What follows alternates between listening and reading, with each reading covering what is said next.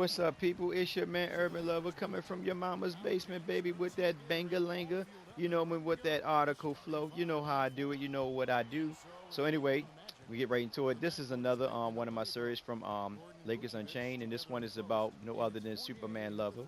You know what I mean? Who leaps from mountains, hilltops, you know, uh, big yards. You know what I mean? The guy who can dunk on your mama. You know what I mean? If you want him to nobody other than Larry Nance Jr. I have to make sure I say Jr. because his father was a Dunkaholic as well. Now, with that being said, I'm gonna get right to it because Larry Nance is my man. You know, me and Mike from Lakers Talk, we was always getting in the comment section and chew it up. I tell him, I say, man, Larry Nance. This at the time when Julius Randle was going through that flunk where he wasn't doing anything. I mean, yeah, he was rebounding and scoring like 10 points, 11 boards, whatever, but he was getting beat bad on defense. He just what he couldn't shoot. You know, all he was doing playing bully ball, knocking people over, and I was getting frustrated with his game. I'm like, come on, man, God dang it, man, take a jump shot, man. You got three guys in the paint, and you still trying to get to the rim.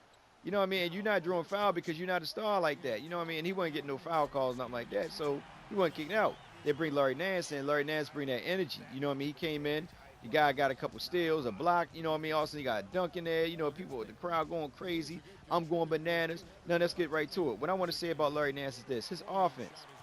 The guy got offense. If you watch him in college, he has offense. You know, before his injury. Now, in the NBA, me personally, he has to build his confidence up. That's the only thing that's really hurting Larry Nance's confidence and being able to put the ball on the floor.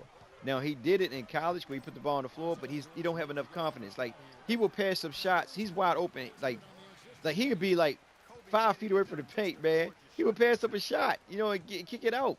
And that's his biggest problem is that he got to build up his confidence. The guy's a good finisher around the rim. He gets up, and remember, this guy's still coming off an injury. He's not even 100%.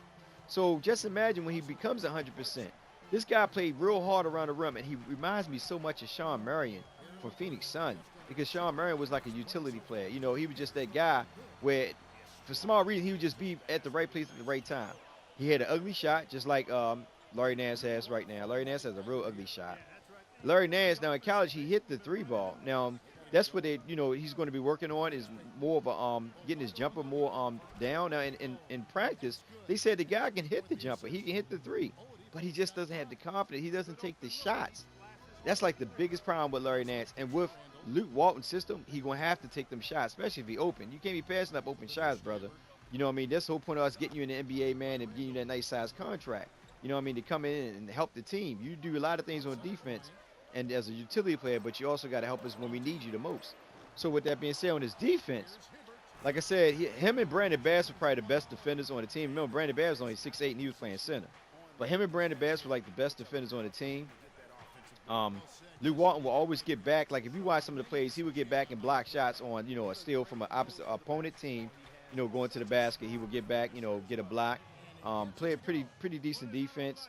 I mean, not saying he was the best defender, but he played pretty good defense. You know what I mean? So for a rookie, putting in that role of trying to defend other small forwards, especially at people like Carmelo Anthony, PG-13 and all of them, he did pretty good. You know what I mean? Like I said, he wasn't the best defender, but he did pretty good. And you see a glimpse of him that he could actually play pretty good as a defender. Now there were some games where he got beat. I mean, but the whole freaking Lakers team was getting beat. Let's be real. Now when it comes, like I said, Duncan, oh man, he was the best dunker on the team. I mean, we don't. I don't even have to say that. Now next year, like I said, the only thing he really need to work on is getting a better defending because number one, the Lakers whole team in defense was terrible. Period. So get better as a defender. Have more confidence in his shots. You know what I mean? Not afraid to take the shot when it's there for you. Don't pass it up because the Lakers need you, to take them shots. Because like if you become a consistent shotter, a person that can shoot, and it's to the point where opponent teams know that, it will make them be more respectful of you. That way, it opens up more opportunity for people like Russell, Clarkson, Randall. If we get Ingram, more for them to get better shots off, and it fit the system much better. Because in Golden State, if you notice, everybody on that team can hit a jumper, and you know what I mean. Even down to Bogut, everybody on that team can hit a jumper.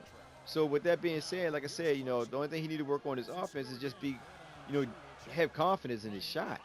And once he get confidence, there's a lot that we haven't seen from Larry Nance because he didn't have the confidence. So it's not too much to really go on offensive wise because he didn't take the shots. Like I said in practice, they said, the man can hit the jumper, he can hit the three and all that. But he got there on the dance floor, he ain't ready to dance. You know what I'm saying? So, we might have to go look at some dirty dancing videos, to get his footwork down. But it is what it is. But other than that, I can see big things come from Larry Nance with and Luke Walton's system as well. And these, like I said, him, Russell, Clarkson, and Randall, and depending on if we get Ingram, this right here is a squad, man. I'm telling you guys, man. Larry Nance coming off the bench with that energy. You know what I'm saying? Like I said, 1 or 2 dunks in the game, it get the whole fan crowd going, going wild. So, like I said, on offense, he just gotta be consistent and just not be afraid. You know what I mean? To have confidence in the shot. Don't worry about if you miss it, you miss it. Hey, you gotta have confidence though, brother. And on defense, like I said, just work a little bit on his defense. A lot of our Laker players get caught constantly in the pick and rolls. That's like one of the biggest problems with most of our Laker players is the pick and roll. But it's not too much for him to really work on. It's just basically on offense. He just got to have confidence in the shot, and he's not that far off from being a pretty good, solid defender. Like I say, he reminds me so much of Sean Marion.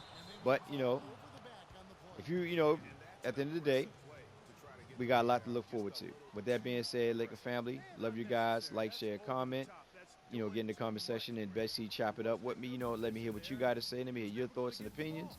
But like I said, Mr. Superman, you know what I mean? I'm not going to call him Superman because, D. Howard got that name. So I'm going to call him Mr. Dunkafide. That's his name. Mr. Dunkafide, baby.